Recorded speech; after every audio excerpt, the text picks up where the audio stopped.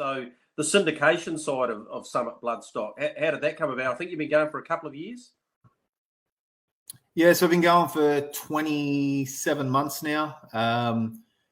I met a fellow by the name of Jake Webster, Jeff Webster's nephew and Ron Webster's son, over there when I was at Gary Hall's, and we just became really good mates. And then I moved over back to Queensland, and we were just talking one day, and we just said, let's just buy some horses. Like, the dream was always to buy one Kiwi. That was the dream. Just buy one Kiwi and then we're done, right? Yeah. And then we bought two at the same time, Little My Better Lady and West Star Sam, the old fella. And they won almost 30 races between them in the space of a year and a half. And then really just launched us. We just started buying, and then people just kept asking us, can we jump in? So it basically was just word of mouth and just snowballed. And now got 216 horses, 350 odd owners, probably about 250 brand new to industry, never owned a horse in their life, and they just go crazy. Yeah, we've got a little slogan there. But yeah, it's a lot of work too. Like, for sure. I had to leave the mines in May last year to do this full time, because if you have a look at my phone, the screen time's at least 14 to 15 hours a day every single day. So it's very busy, but it's our passion. So it's not even a job. It's just fun. No. Hey, I know the tune. It's not a job. If you can make every day a position in something that you love, it's never going to be work, is it? But yeah, let's talk about the race. It is, obviously love the horse, but in terms of what we're trying to do for our owners, it is a business as well. So you've got David Murphy, GME, but given he's able to do it full time, it's allowed him to be able to do so.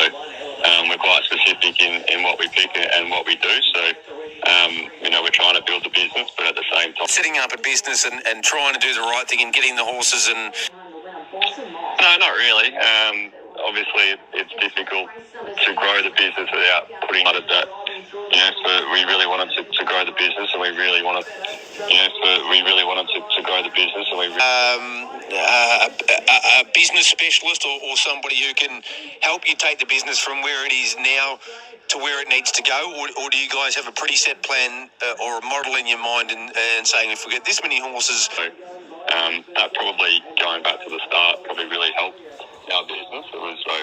That's sort of where our business is trying to go at the moment in business, but at the same time, we certainly want to be building it with the right quality horses, or at least the right types of horses that we think we can earn $1 out of. So certainly there was horses that we tried to buy that were low raters that either weren't for sale, or the owners of the trainers wanted too much money for them, so they then became not worth it. We didn't see any value in that horse. We obviously factor in other things when we're buying them. The trainers that have got them already in New Zealand, there's some trainers that train very well, so we try to stay away from those trainers. Different traits of horses that we either do like or don't like, and sort of put that all into a package and kind of come up with the value that we think the horse is worth. And then if we can secure the horse at that price or lower, then we go for it. We'll buy a horse that's $1,000, or we'll buy a horse that's $100,000. If we can see there's value in that horse one way or another, then we'll buy it. I think that they can earn realistically, and whether they can then sell on potentially to America or somewhere else in Australia. Sales to go back into it. So it's sort of just an ever-evolving beast where we don't take any money out as such. We just keep pouring it all back in. So I guess with more people coming in and people being ready to buy, we were able to then secure the next horse, the next horse, the next horse, and so on and so forth. So we didn't have to put up as much capital as what people think that we would have to. We did get just recently gone full-time summit, which has helped us hugely be able to cover all the ground that we need to cover. And then we've got a couple of other guys, Nathan Flannery and Tom Murphy, who is David Murphy, that's his uncle, so he's involved in trots as well. They do a bit more of the background stuff for us, for the social media and all that kind of stuff. Our business probably now, Jamie does sort of 70 to 80% of the owner-related stuff, and then I probably still do most of the horse form stuff and trying to find the horses. So that's sort of how we're balancing at the last night, and he was he sounded frenetic, and I thought I don't know what's going on in your life, but he shows me the calls that, within a 6-minute period. There's a call every minute. He's watching a race at Redcliffe. He got a horse in. It's I don't know. We'll talk about after the new horses early on, in terms of how our model runs.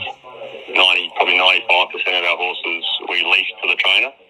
So that certainly cuts our costs down. So when you're doing it like we were doing it to start with, we didn't want to have a terrible month for some reason and be lumped with all these training fees. So we decided to go down the path of buying the horse, getting the owners in, one-off payment, no more to pay, obviously, unless something happens drastically with a vet bill or something. So that probably, going back to the start, probably really helped our business. It was a lot easier, both time management and admin-wise, to not have to chase people every month for training fees forward. And with the better quality horses that we've got, the model's got to sort of turn a little bit more to obviously paying up for those horses, because they're going to be at the higher end prize money races and racing for a lot more dollars. So that's sort of where our business is trying to go at the moment, is trying to push into those better quality ones, and we've been able to buy sort of 4 or 5 that. To say, look, we've got this conduit. You don't have to build it. We've got this conduit with North America.